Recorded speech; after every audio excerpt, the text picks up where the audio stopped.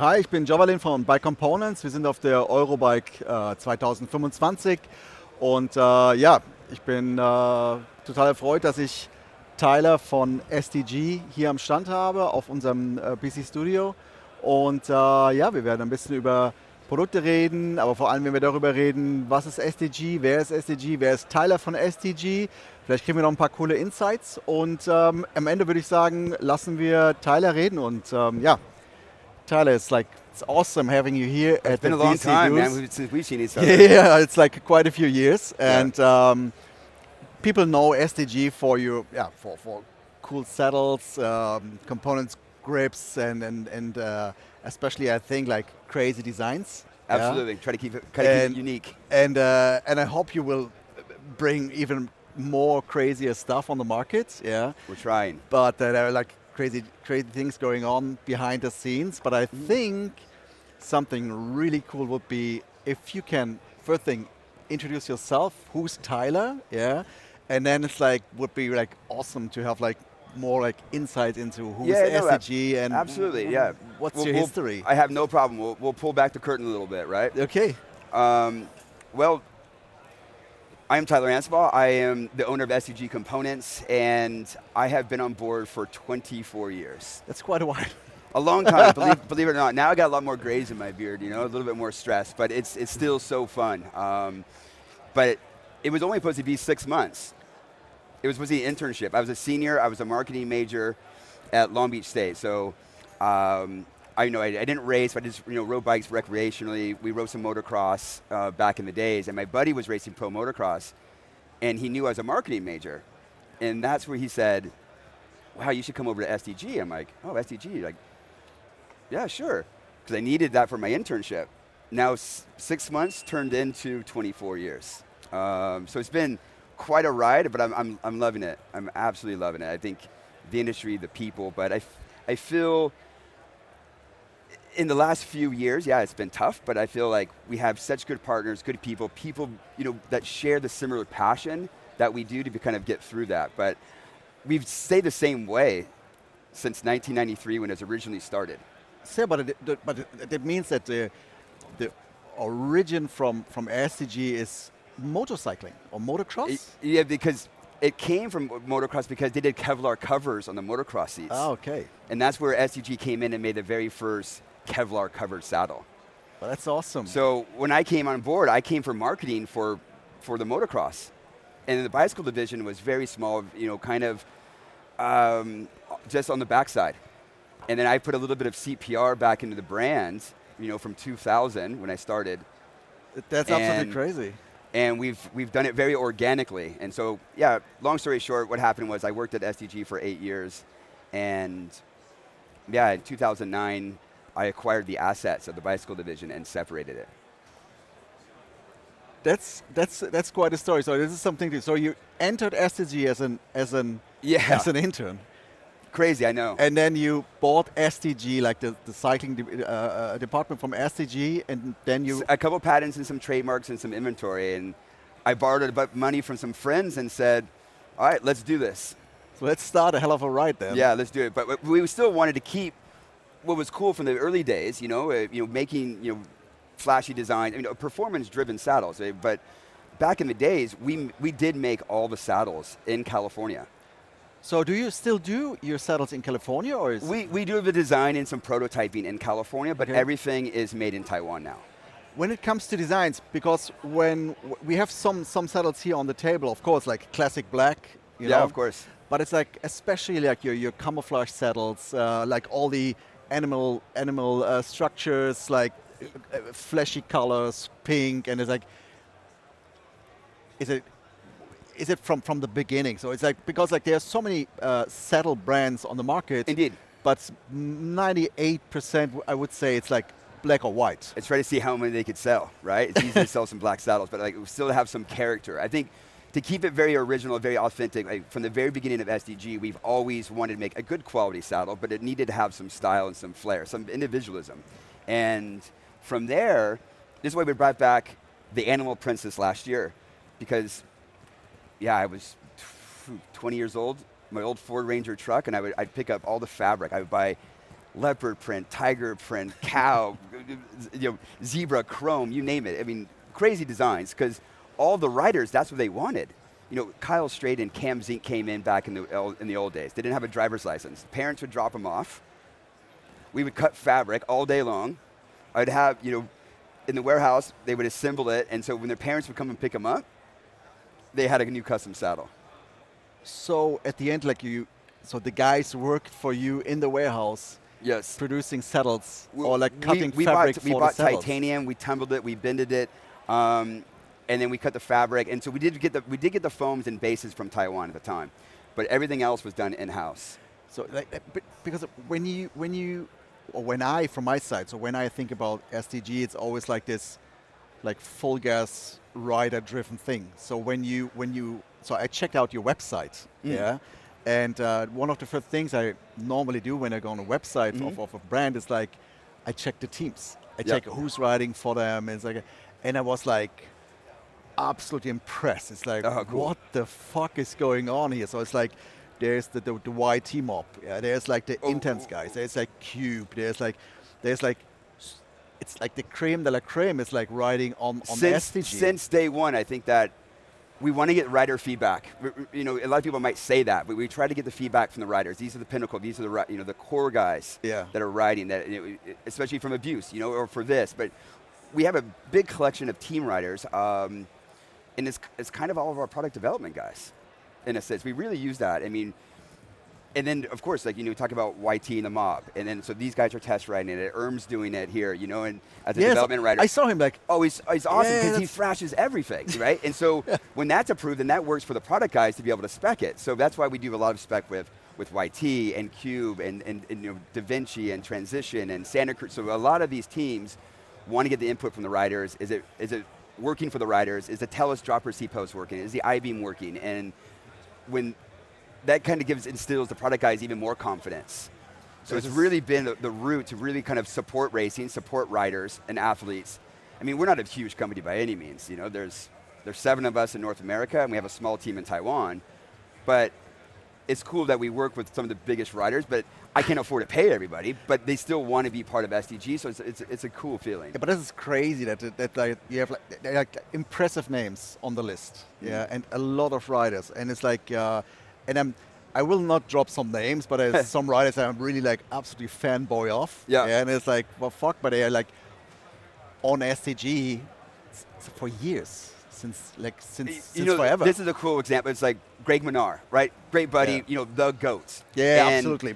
One of the best guys One of the best. And I remember our very first I-Beam, we were working with him on the Honda team.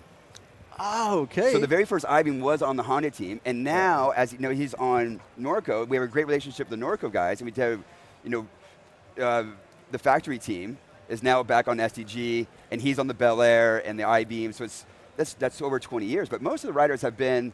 Their kids are now sponsored. They make fake contracts. Okay. I said lifetime rider. Even though it's really fun because it's very, very family focused. Kind of just everybody's part of the SDG family. Yeah, but it's crazy how small SDG is from the number of people working for SDG, but it feels like a huge company.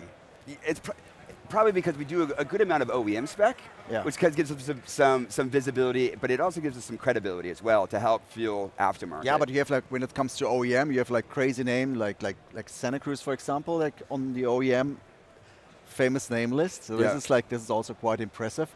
But you dropped already sometimes the I-Beam. Yeah. Oh, yeah. I'm absolutely sure that there are a lot of people, they don't know what the I-Beam is. Perhaps you can explain the I-Beam. Absolutely. I mean, 20 years ago, we were trying to figure out how can we have a new rail system that could withstand a lot of the abuse.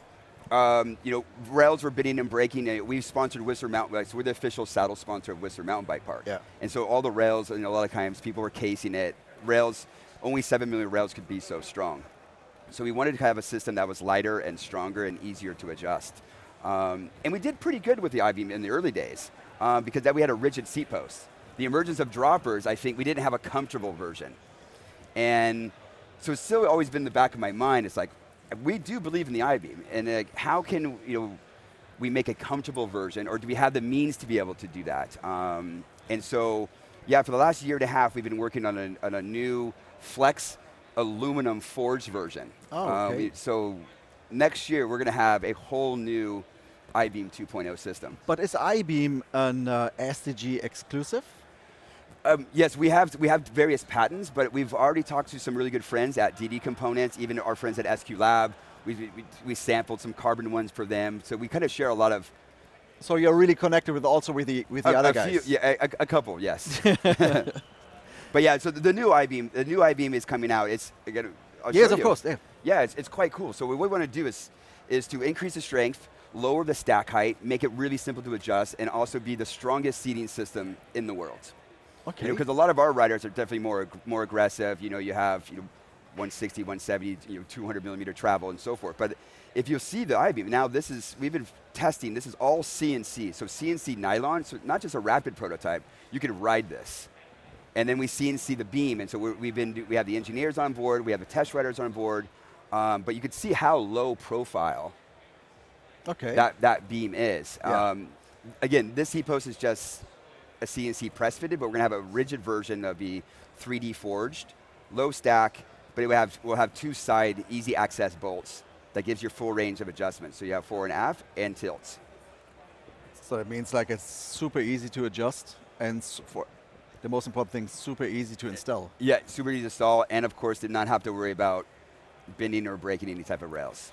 That's awesome. But you have also like other cool products, like you have like really cool grips, and of course the famous Talus post. Yeah, exactly. Well, yeah, I guess I'll jump into the Talus because it's pretty unique because 5 years ago when we were developing the Talus, of course, we wanted one that just worked. Yeah. Some of my team members, they were some other brands, they had some seat posts, they had a lot of failures and issues. So for us, maybe it's not the most glamorous version, but we wanted one that simply worked. And I think that's why a lot of the OEMs are using the Talus dropper post, because it's just so simple and it's an absolute workhorse. Yeah, but something, it's like I'm a person who thinks it's like the most important thing is that the performance is the best. 100%. And if you say simple doesn't mean it's bad. Simple, for me, it's like if it's simple and it works really good, then it's a perfect system. You want to actually be able to ride and just forget that it's there and it works. Yeah. You have a lot of dropper seat posts in 6 months and you have a lot of play. Yes. So we spent a lot of time on this, and cartridge system issues, keyway issues. But when we developed this Talus, the Velis V2, is that we were already thinking about the iBeam. Ah, okay. So you'll see on the Talus V2 is why we have a really low stack height. Yeah. Is because we have the cradle here. The cradle's the same as the iBeam. Okay. Okay, that's. Oh, so now we have sense. So to give you some insight, I would say that we lost a lot of iBeam, kind of spec and visibility and traction because the emergence of dropper post. Yeah. So in the downhill saddle, it's so great. You go into the free ride scene, you go to Red Bull Rampage. Most of the guys are running, SDG I-Beams or Deity I-Beams because they license it out as well. But on the trail side, we didn't have a comfortable version, and we didn't have a dropper post. So now we have kind of an established dropper post that's on a lot of bike brands. We're selling aftermarket pretty well. And now what you do is you just take off this clamp and you can slide on the I-Beam. Ah, that's clever. So that's really clever. So when we were developing it, we already knew that we wanted to have a modular system. So you don't have to buy the whole system, you just swap. That is the game plan. And so if you wanted to run rails, you could run rails. You wanted to run I-Beam, you have I-Beam. So you have the option. In the past, you were pretty limited that you could only run one or the other. That's perfect. So our goal is now that we be able to increase the comfort with the Bel Air platform. Yeah, but it's like super customer friendly. I think that's one of the most important things. Is like it's not buying a whole system. It's just like changing a small part. You can still use if you want to swap back to the old system, and it's a back and forth. It's like super customer friendly. Yeah, totally. So like if you have a transition, you have a Santa Cruz, you have a Cube, you have the YT Postman. We collaborate together to make that dropper post. So you've already had that post. It'd be easy just to be able to get the clamp next year, and now have, kind of a Gucci.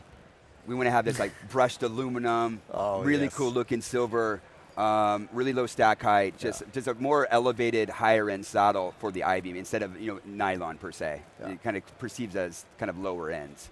of the old I-beams. You know, it's like a nylon glass fiber. So a forged alloy beam, all machined up. Yeah, it should look pretty beautiful. One question about the tellus. Can I service the tellus by myself? 100%.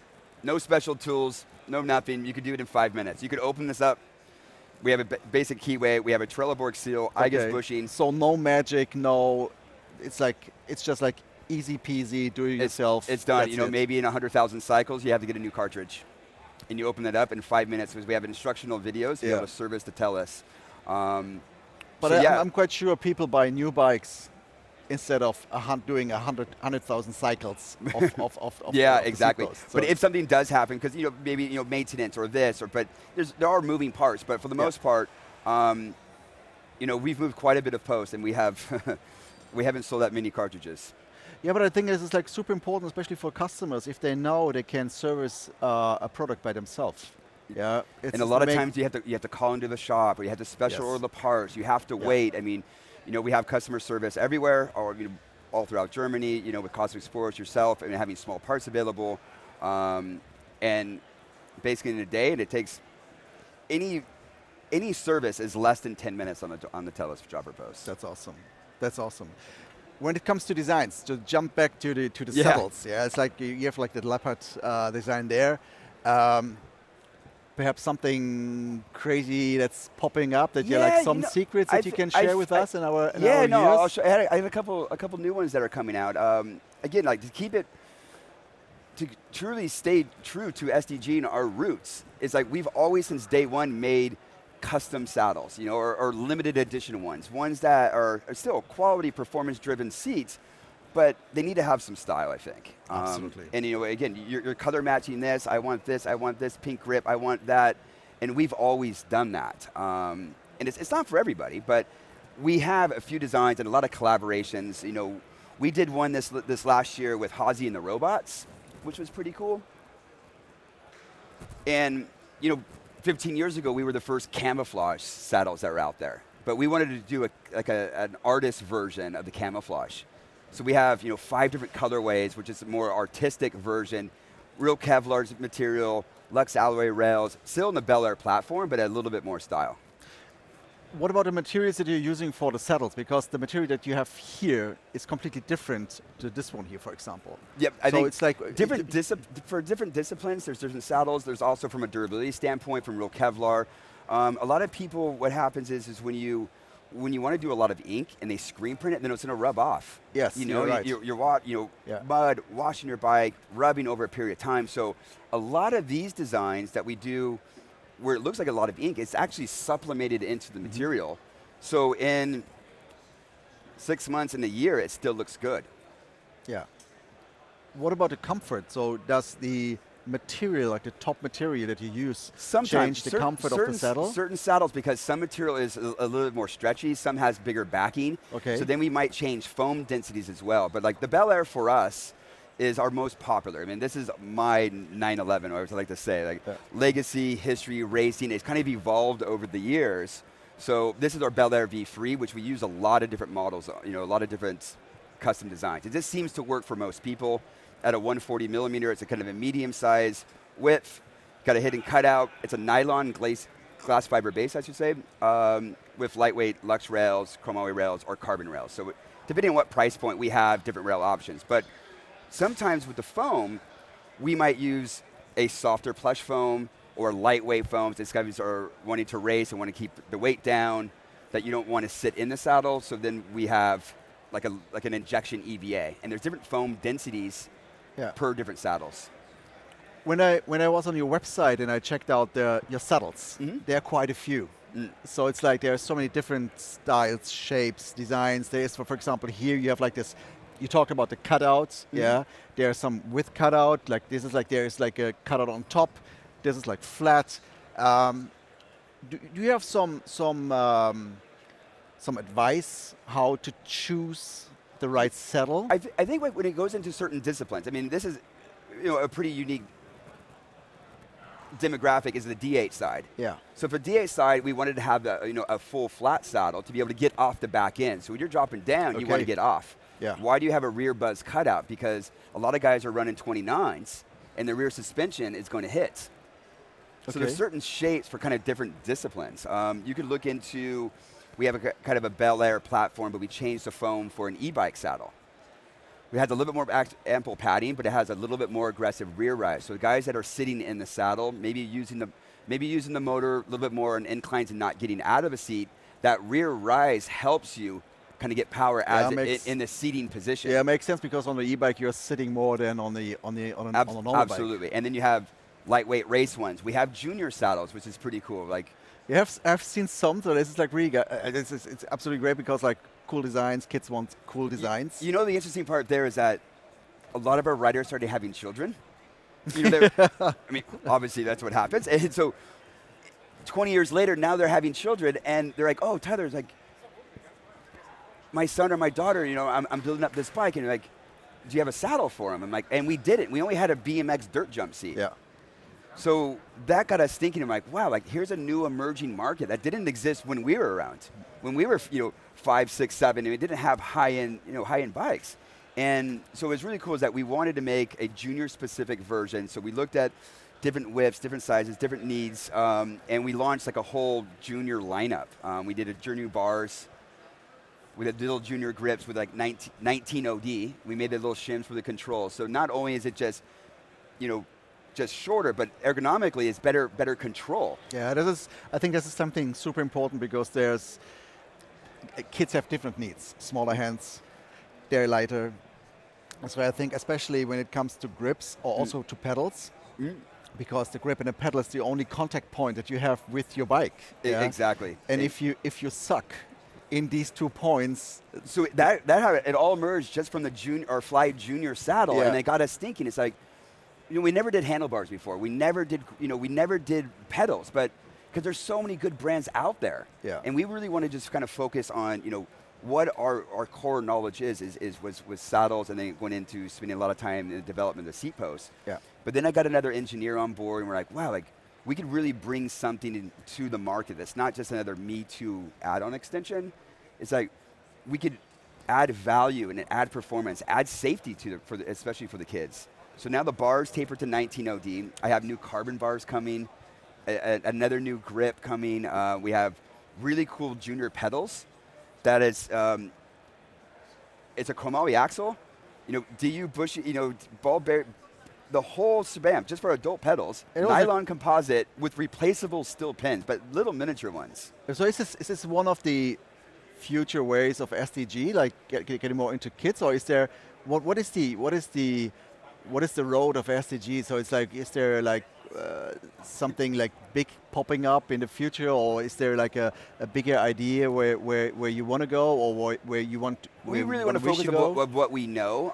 It depends, again, as we continue to evolve, and having the right people on board to really add that value. So we needed to still do a better job, I think, in expanding our saddle line, because we are first and foremost, a saddle and post company, and especially with the iBeam, we want to focus on that. But we did see an open market from the junior saddle to an untouched market. I mean, Cube specs it, YT specs it, Mondraker specs it, the Transition specs it, Norco. So there was no other legitimate players, a brand that really wanted to build high-end junior components.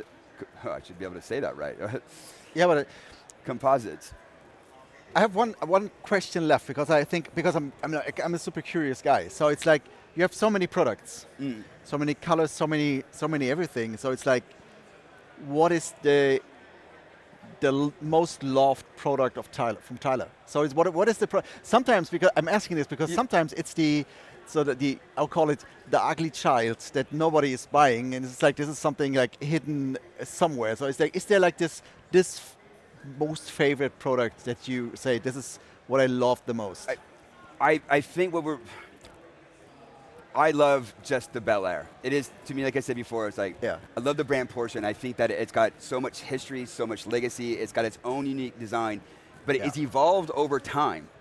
But they still kept really true to the original aesthetics and the design elements and to the function. It just keeps getting better and better each year. So I really want to go to build upon the Bel Air platform. So next year we have the Bel Air 4, and that's going to evolve.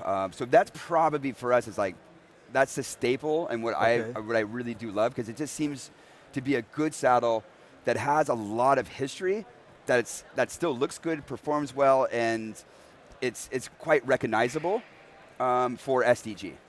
Awesome. So your Bell Air saddle is the 911 of Bell. I like to say, I mean, I wish, but you know, it's a good goal to achieve, right? Yeah. And then probably, you know, the passion one and all the work and the new learning experience was the Tellus. Awesome. Those two ones are probably my most proud ones. That's great. Tyler, thank you for the interview. Really, I would, to be honest, I could talk another 3 hours. I love it. You know, then we have some beers, and then we just keep going on, and we can talk about all the old days. And like, again, I think for us, you know, like, we really want to like stay true to who we've been, and continue to have fun. Because the last few years, you know, like, it's been a kind of turbulent time, but like, it's still important to like connect with like-minded people and like have a good time and like build, you know, some good shit. I think these are like absolutely great words to finish the interview. Thank you for your time. And it's awesome to have you here and that you spoke about your products. Yeah, thanks, bud. Appreciate it. Awesome.